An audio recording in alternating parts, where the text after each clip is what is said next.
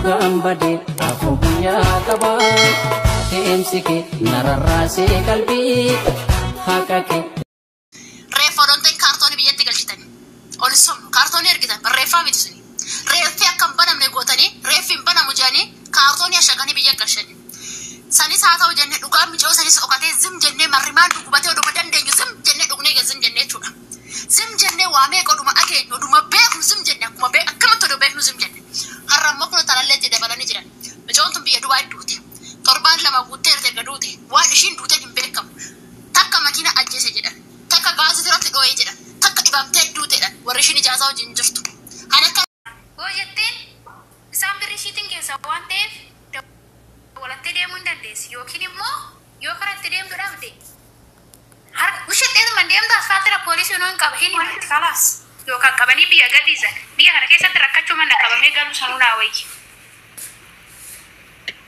sammuu keessanii fageessa yaada maaloo birrii bichaan laalinaa ijoollee maaloo ijoolleen teenya ay oromoo ijoolleen teenya natu goota ofiin jechuu jaalatti maaliif kun ruuzii takkas nu godha rabbi kana waa tiktok irra cafartu tunudu masaraan lamarratti tokko rabbi girgiddaa jala fiigaa bultu wal beena waa amma biyya baatee shimala ruuziin Itoophiyaa hin jira ruuziin minaani maanu minaayin akkan sin jedhina ruuzii moti gurraayyinatti Tooftaa isaanii takka lama asilan beekufana kan amma walwalaa madaamii waaqatti akkan ol godhaan ooltanii in quuftan malee oduu beeloftanii akkaataa itti dhuftan fagoo moti bee maagireeshinii keessatti beelli waa sin godhe natu beeka Gabrieli kia takka anganama baate bitti ishii fagoodhaan karaa intalti sun karaa isinitti himeen terrote nanduru rabbi okan qabaadhe osoo hin taane buskutii lamaa fi shaayii itti bitee bishaan itti bitee maagireeshinii beela maagireeshinii san keessa rabbiin namarraa qaba rabbii kan ganama wajjin baane galgala addaan baane micee san jechuudhaan illeen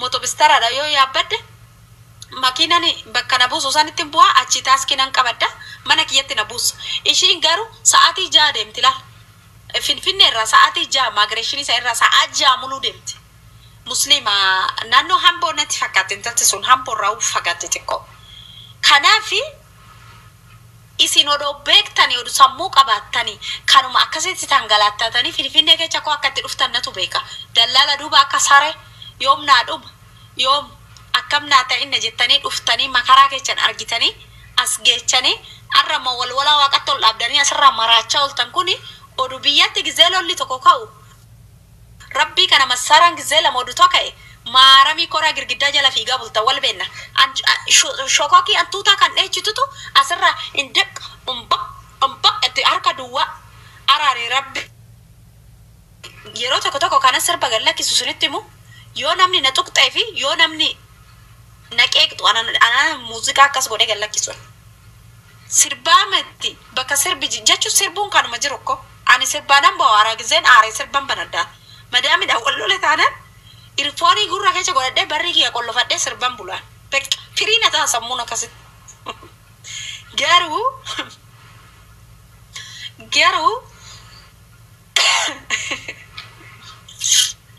dhugaa jirtu sinitti makkoon wanni fee aare taanas sirbaanan bu'aaraan sammuu ko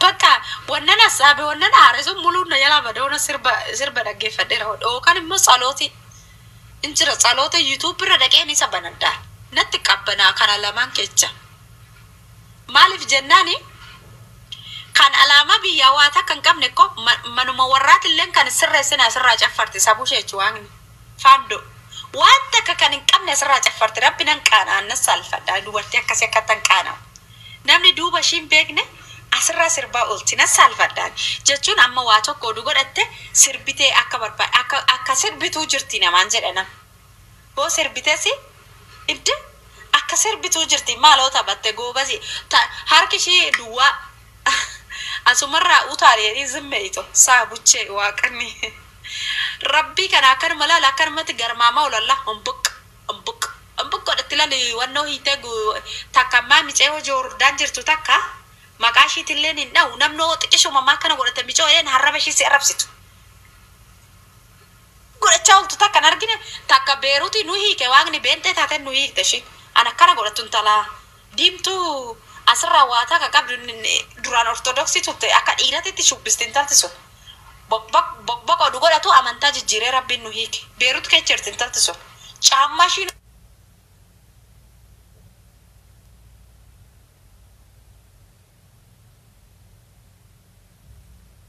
takamma hambo ortodoksii saayitii lammaffaadha lubbuu. Intalatti sun intala hambooti. Ma bareeddu darree malkii kanallee ni qabdi.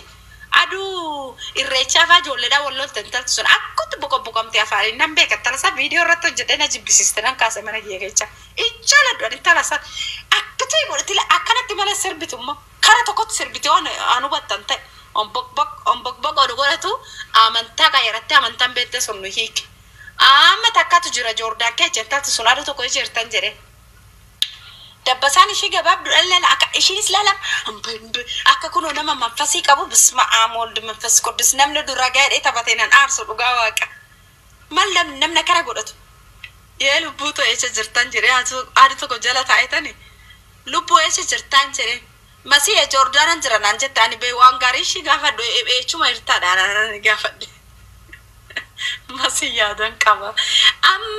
Amma biyya ormaa teechanii qabsooftan oduu biyyatti galtanii masaaraa san keessa ejjettanii dasneedhaan.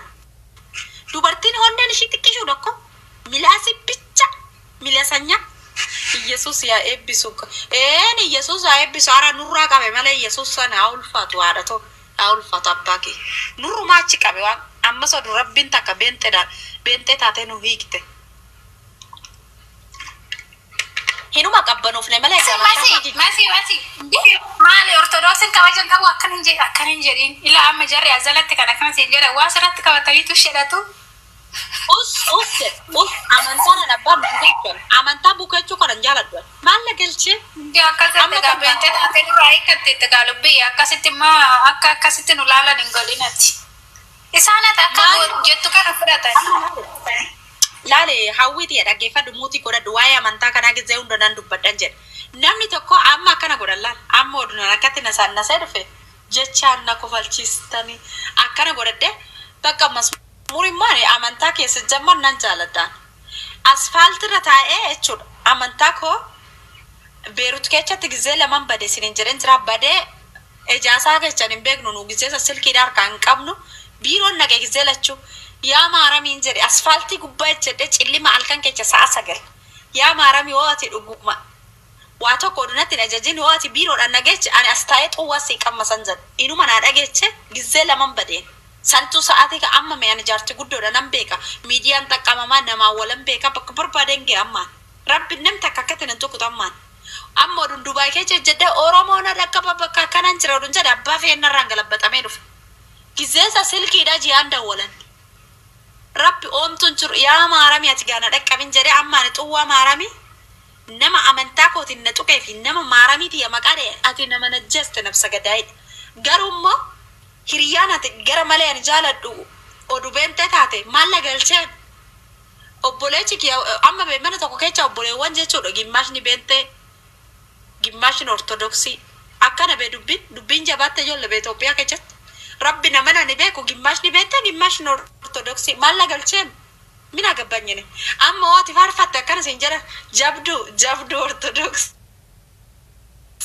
jabduu ortodoksii maal sin galche yoo ishiin immoo karaa musliimaa ashaduu sanitti deemte echabbashila Sumayyaa amma gizee hunda nan eega nana ishii dhafuu nan kennan jedha gizee tokko viidiyoo irratti hojjedhe kunnaa abaaranii kunnaa arrabsu. Ani tana qoshashaa jimmaltu na arrabseedhe nan bu'e. Amma fakkeenyaaf Sumayyaan deemte nuti karaa musliimaa afaan ofii qabattee taa'u. Bakka. Abbaan kiyya inni katu qiddaasee maaramii harkaan hin qabu botoolikaa asirratti kana fooloodha jette biyya bukeechite biyya baxabbatte. Deemtanii moti afaan keechan qabadda. Maas hin galche. Ani mallee galche rabbo dobboleettiin tiya beentee taate yookaan musliima taate mallee galche. Ammataa keechanii beeka. Takkammoo ati sirba tokko gallakkiste akkana siin jette amantaa keetii sirraa bareeda akko faarfannaa keetii sirraa bareeda naan jette ofiishiitii keessa galtee olaaltu sirbitin naante ummata gaaddidduudha sinani gaaddidduu wajjin fiigu sinin jedhe kanarraa ofii keechanii amantaa qabdanitti sirreeffadha jabeeffadha malee annamaan hangalchuun Bente nu hiike benticha santu nu hiike tala kara tokkotti shubbistu sana ammas taana tanas immoo rabbiin karaatti nu hiiku nu hiikaan Jordan kee jirtu ta'a na jibbisiiste akkamata waggoo garoo ko rabbi na jibbisiiste ummata kana wajjin rakkanne dhugaa inuma rakkanne micho inuma rakkanne inuma gubanne ko